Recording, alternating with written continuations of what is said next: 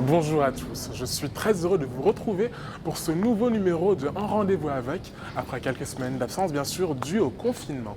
Aujourd'hui, un numéro un peu particulier parce que je ne reçois non pas un youtubeur ou bien un influenceur, mais je reçois Chloé. Chloé, une ancienne victime de violences conjugales qui sera avec nous pour nous parler de son histoire et de son vécu. Dans le monde, plus de 2 millions de femmes sont victimes de violences conjugales. En France, une femme meurt tous les 3 jours sous les coups de son conjoint et de son ex-conjoint. Sachez qu'à l'heure où je vous parle, il y a plus de 62 femmes qui sont mortes en France depuis le 1er janvier 2020 sous les coups de leur compagnon ou de leur ex-compagnon. Et n'oubliez pas le 3919, le numéro qui vient en aide aux victimes de violences conjugales.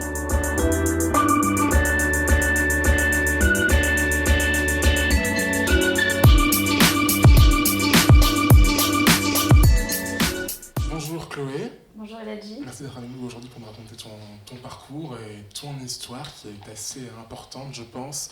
Et c'est un signal d'alarme que tu tires aujourd'hui pour parler de ton histoire et de ton vécu. Oui. Ton histoire, c'est laquelle exactement? Alors pour commencer, j'ai rencontré un homme quand j'avais 18 ans, qui était beaucoup plus âgé que moi, qui avait 10 ans de plus que moi. Au début, c'est vrai qu'on vivait une belle histoire. Il a commencé à essayer de me draguer pendant 3 mois, insister.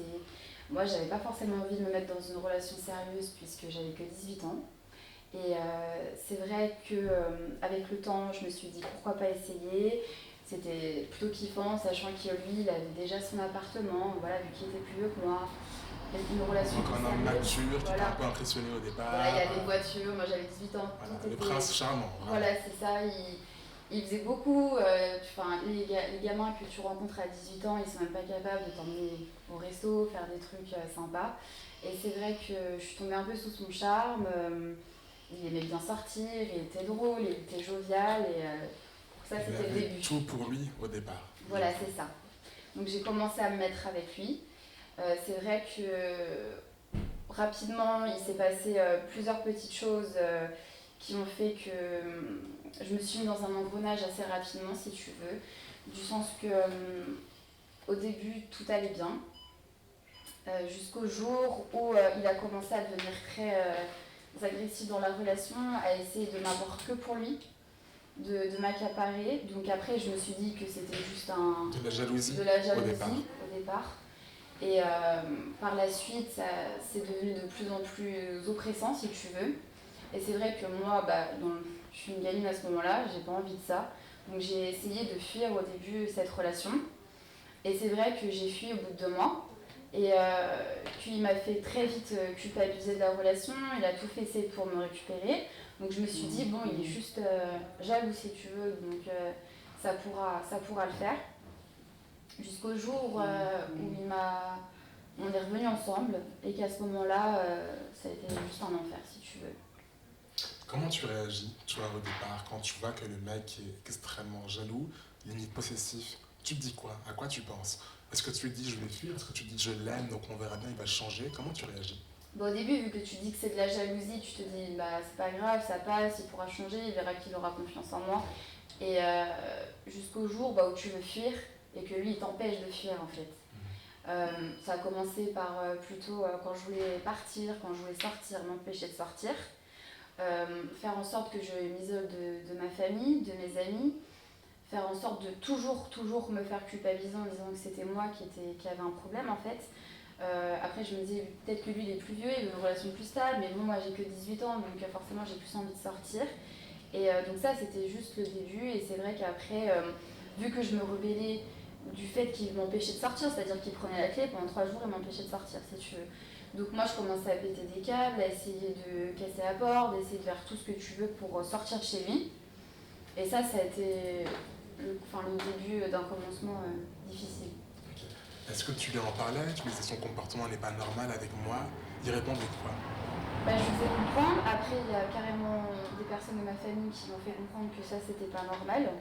Mais après, c'était de pire en pire. Chaque jour, il y avait une nouvelle chose qui se passait en fait.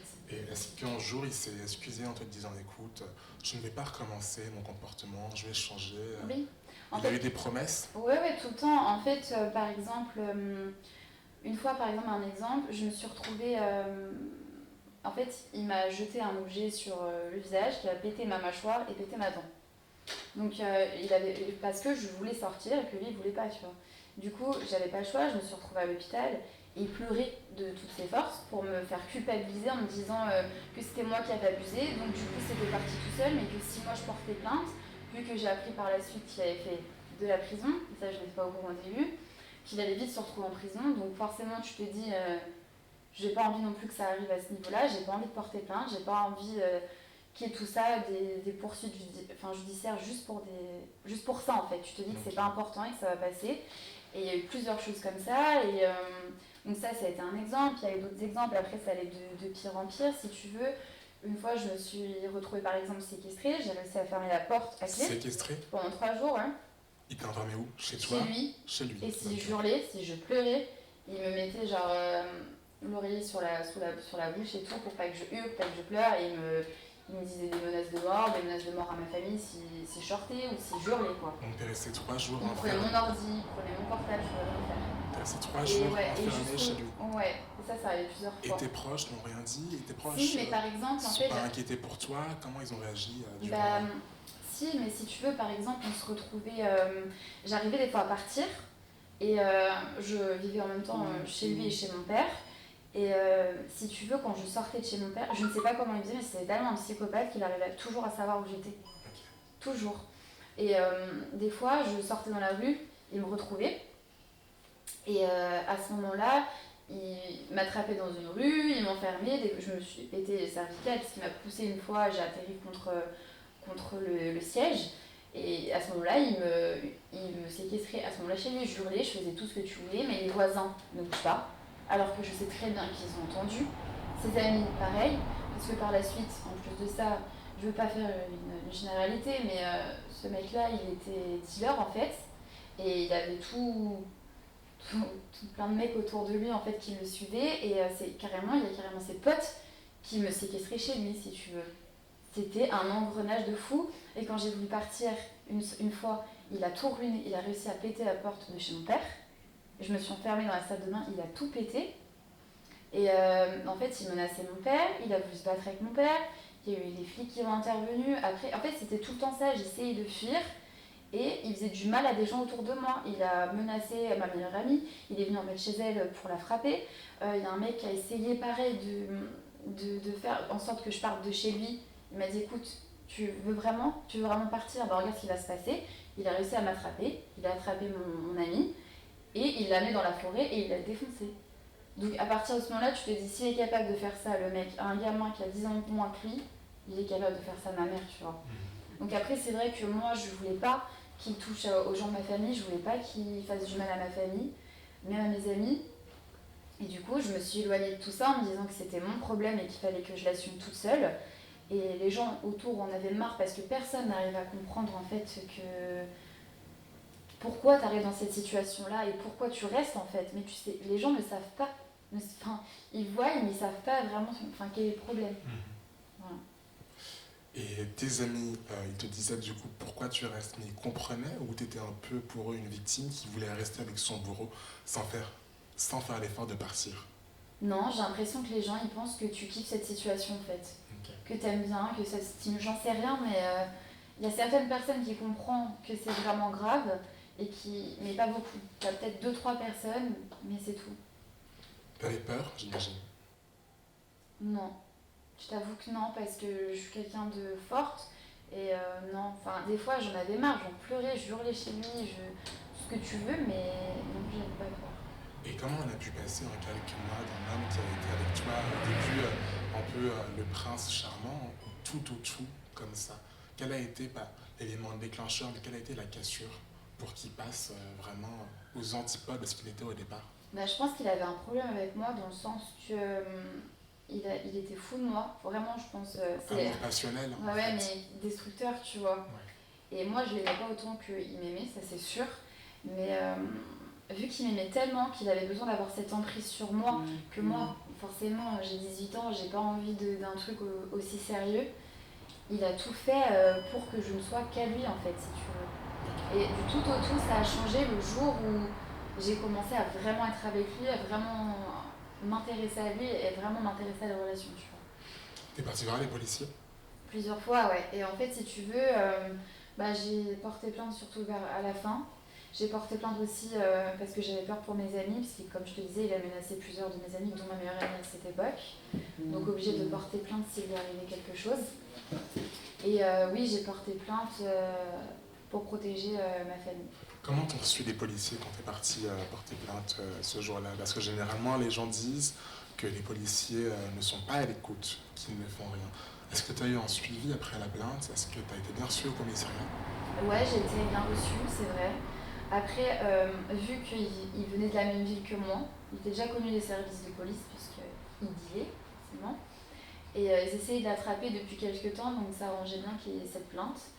Après, écoute, je pense pas qu'ils font un travail de fou, puisqu'il n'y a jamais eu de suite. T'as eu aucune suite après? Non. T'as pas été reconvoqué au commissariat pour en parler?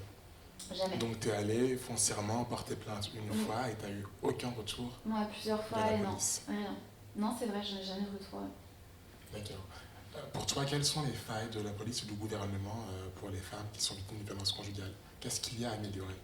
Je pense que le gouvernement il fait quand même certaines choses pour les femmes battues, comme SOS Femmes Battues, essayer de les recueillir dans des centres. Mais après, je pense pas qu'ils en font assez parce qu'ils se disent de toute façon, elle reviendra avec. Donc, dans tous les cas, elle se plaint, mais elle reviendra le lendemain. Donc, ils font pas en sorte de te donner les moyens pour te dire que tu peux t'en sortir. Ils font, oui, ils vont te mettre dans une chambre avec ta gamine, mais c'est tout en fait. Ils vont pas te dire on va vous aider, on va vous soutenir dans vos émotions, dans plein de choses en fait, jamais. Comment tu as réussi à te détacher complètement de ce mec, à le quitter au point de ne plus avoir de nouvelles de lui et être libre? En fait, j'étais tellement en détresse à la fin que je donnais plus de nouvelles. Je me suis dit, j'ai pas le choix en fait, je sais plus quoi faire en fait. Parce que tellement que mon père il en avait marre, il a changé les verrous. Donc je me suis dit, j'ai pas le choix de vivre chez lui. Et du coup, en fait, si tu veux, ma mère elle a pété un câble et elle est venue me chercher en fait.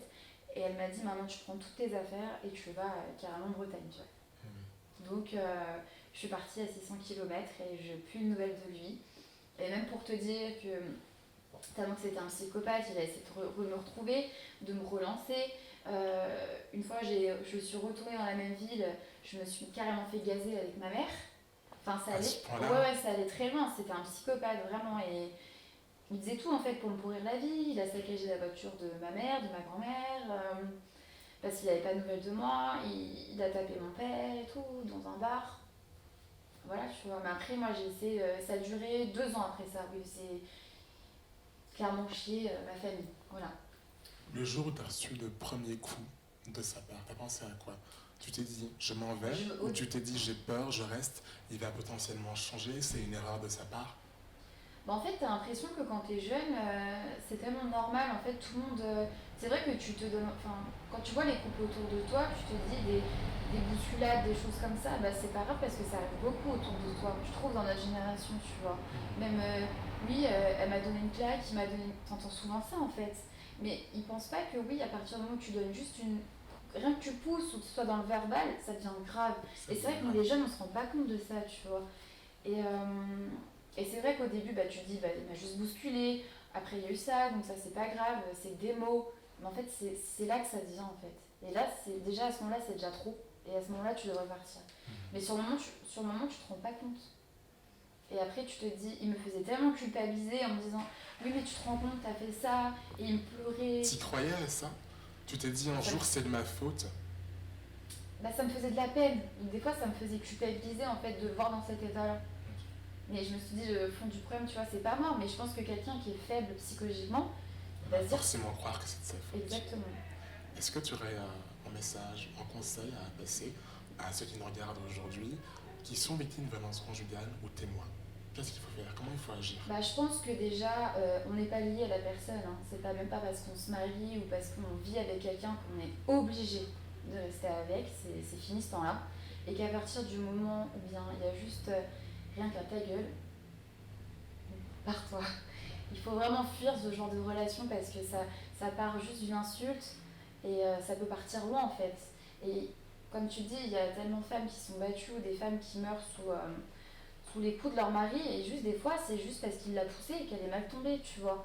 Donc quelqu'un juste un petit peu violent, même quand il boit ou n'importe quoi, c'est pas parce qu'il est pas bien que Qu'il faut rester. c'est ça.